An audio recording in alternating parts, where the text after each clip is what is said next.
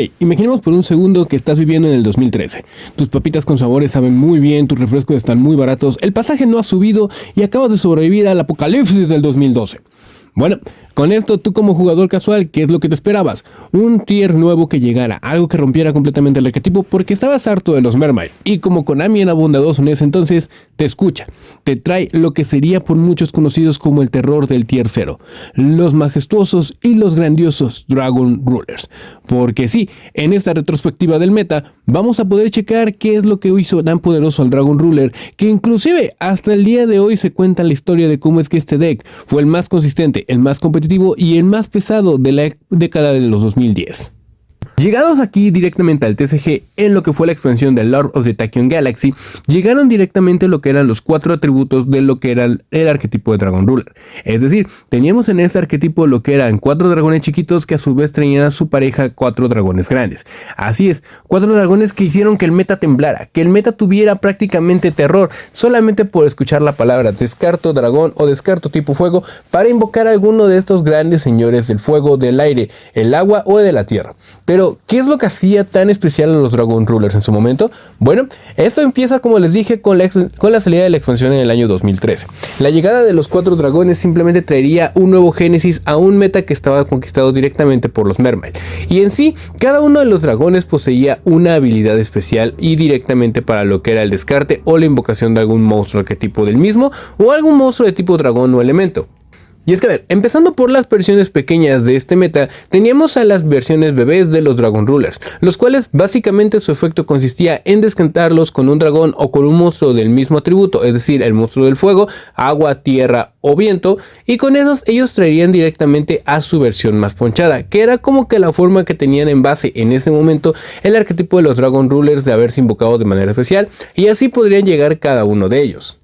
Ahora, de forma general, ¿cómo es que funcionaba el arquetipo de los Dragon Rulers? Bueno, estos podían ser invocados directamente desde mano o cementerio, dependiendo de lo que serían las condiciones para cada uno. Es decir, cada uno podría ser revivido descartando ya sea 2 monstruos de tipo dragón o 2 monstruos de lo que era su elemento. En este caso, los elementos que habíamos mencionado anteriormente. Igualmente, si estos llegaban a banearse o en este caso a dejar lo que era el campo, igualmente podrían ser baneados y traer de manera especial a un monstruo de tipo dragón directamente desde el cementerio. Es decir, sí, los Dragon Rulers eran una máquina de reciclaje horrible, ya que ellos mismos podían aventarse al cementerio, banearse y traer al mismo del cementerio, y así consecutivamente hasta tener un campo lleno, que vaya que esto era pesado para inicios de la década. Y esto no era todo, porque directamente cada uno de los Dragon Rulers al momento de descartarse junto con otro monstruo de su mismo elemento tenía efectos diferentes, lo que era también la excitación de destruir un monstruo o una carta en el campo, revivir un monstruo, añadir un monstruo dragón o simplemente mandar un monstruo del deck al cementerio.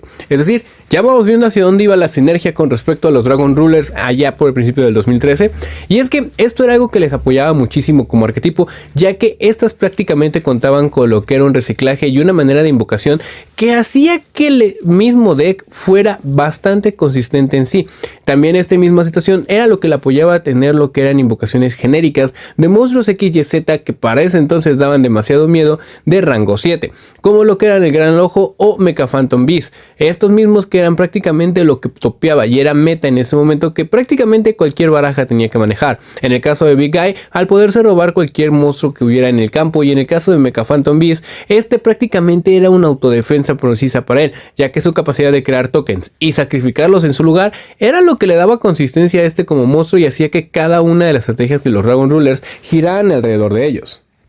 Y es que esto no era todo lo que había con respecto a los Dragon Rulers, ya que estos también tenían bastante soporte, ya que recordemos que Konami ama y le maman los dragones. Estos tenían apoyo con respecto a cartas que eran prácticamente como Dragon Ravine, lo cual era un campo que destinado para los monstruos Dragonity, pero realmente los Dragon Rulers supieron sacarle muchísimo más provecho. Card Destruction, que prácticamente era una manera de hacer que tu mano completa se fuera al cementerio sin ningún tipo de limitante, y esto ayudaba principalmente al hecho de poder banear a alguno de los dragones e invocarlos de manera más genérica. E igualmente con lo que era Super Rejuvenecimiento, lo cual prácticamente te daba un cambio de mano al finalizar lo que era el turno, ya que este te podría regalar hasta 5 robos, y al momento de descartar simplemente mandabas a los Dragon Rulers y con esto ya tenías únicamente un reciclaje externo que bien podría ser utilizado para ganar muchísimo espacio. Ahora, La consistencia y la ventaja de este deck es que este se volvió prácticamente desde que su llegada un deck de tier 0. Es decir, era prácticamente imposible parar a los Dragon Rulers a menos de que estuvieras en un mirror match,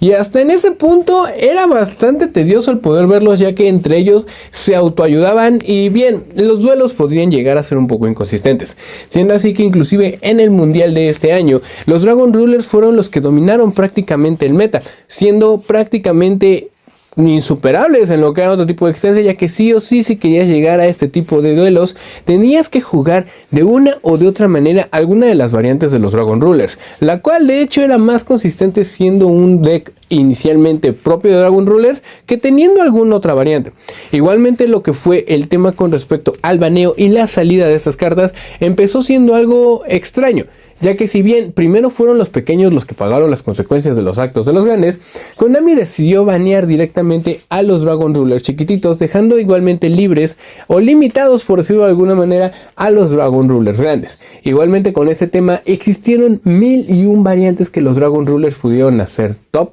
y manejar a su gusto y conveniencia. Decks que, bueno, como sabemos y como ya lo dijimos, Konami ama a los decks de dragón, por lo tanto la manera en cómo estos se podían adaptar de una u otra forma era prácticamente insuperable, siendo así decks que topeaban, decks que sí o sí debían traer a lo que sería la única copia de su Dragon Ruler, entrando así en un momento de catarsis para Konami, en el cual estos decidirían de una u otra manera darles cuello, ya que era algo que no solventaba el juego. Y es que sí, como ya dijimos, por ahí de lo que fue enero del 2014 aproximadamente, la banlist empezó a tocar directamente a los Dragon Rulers, siendo inclusive hasta mediados de ese mismo año donde Konami decidiría limitarlos directamente a una sola carta. Pero sin embargo, como ya lo habíamos mencionado anteriormente, habiendo tantas recetas, tantas opciones para poder traer a los Dragon Rulers, fue hasta 2015 donde Konami dio el carpetazo final con esto, siendo así que todos los Dragon Rulers fueron completamente olvidados, mandados a la banlist, prohibidos, junto con lo que fue prácticamente todo su soporte, junto con Super Rejuvenecimiento, lo que fue Dragon Ramin y muchas otras cartas del arquetipo durante el formato HAT sufrieron la parte de la banlist, llegando así a la prohibición y cayendo en las manos del olvido. Pero igualmente los Dragon Rulers posteriormente estarían saliendo directamente de la banlist de una manera progresiva, pero sin causar el mismo impacto que causaban en sus momentos de gloria al momento de su salida, siendo este uno de los pocos tier 0 que se conocen actualmente en lo que es la historia del Yu-Gi,